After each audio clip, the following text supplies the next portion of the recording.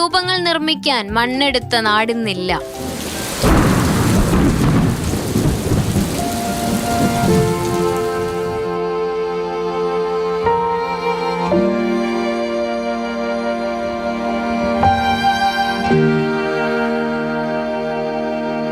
ഉരുൾപൊട്ടലിന് വർഷങ്ങൾക്ക് മുൻപേ ശേഖരിച്ച മണ്ണാണ് ഇന്ന് ഈ കോളാമ്പിയും ബുദ്ധനും തെയ്യവും കഥകളിയും.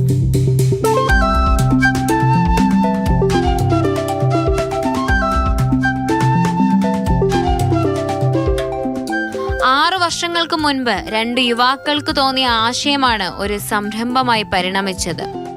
അതിജീവന കഥയുടെ വരികളാണ് മണ്ണിൽ രൂപമെടുത്തവർ പറയുന്നത്. കുലത്തൊഴിൽ അന്യം നിന്നു പോകുമോ എന്ന ആശങ്കയിൽ നിന്നും പൊരുതി മുന്നോട്ട് കുതിക്കുന്ന ഒരു ജനതയുടെ തിരിച്ചുവരവ്.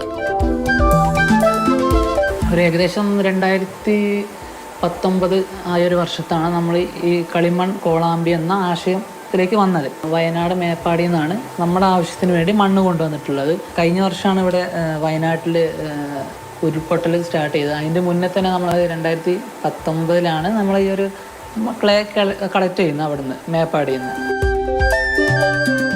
പാത്ര നിർമ്മാണത്തിന്റെ സാധ്യതകൾക്കും അപ്പുറത്ത് വൈദ്യുതി ഇല്ലാതെ പ്രവർത്തിക്കുന്ന കോളാമ്പികൾ വരെ കളിമണ്ണിൽ ഉയർന്നു.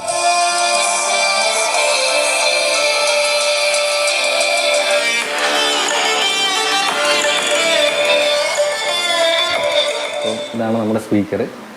നമ്മുടെ മൊബൈലിൽ ഇതുപോലൊരു പാട്ട് ഇങ്ങനെ വെച്ചിട്ട് ജസ്റ്റ് ഇതിലോട്ട് ഇങ്ങനെ വെച്ചാൽ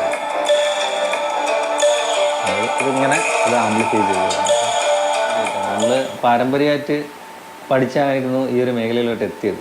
പക്ഷേ നിലവിൽ പുതിയ ജനറേഷൻ ആരും തന്നെ അധികമായിട്ട് കടന്നു വരാത്തൊരു മേഖലയായിട്ട് മാറിയിരിക്കുകയാണ് നമ്മൾ ഈ കളിമൺ കരകൗശല മൺപാത്ര നിർമ്മാണ മേഖല. അത്യാവശ്യം ഡിമാൻഡുള്ളൊരു മേഖലയാണ് ഈ മേഖല.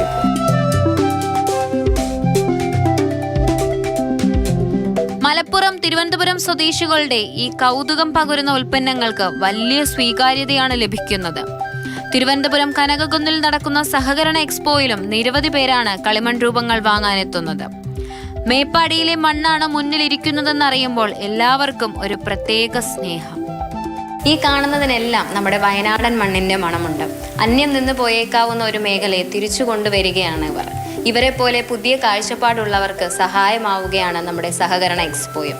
ക്യാമറമാൻ അനൂപിനൊപ്പം ആതിര പുതുവയലിൽ, മാതൃഭൂമി ന്യൂസ്, തിരുവനന്തപുരം.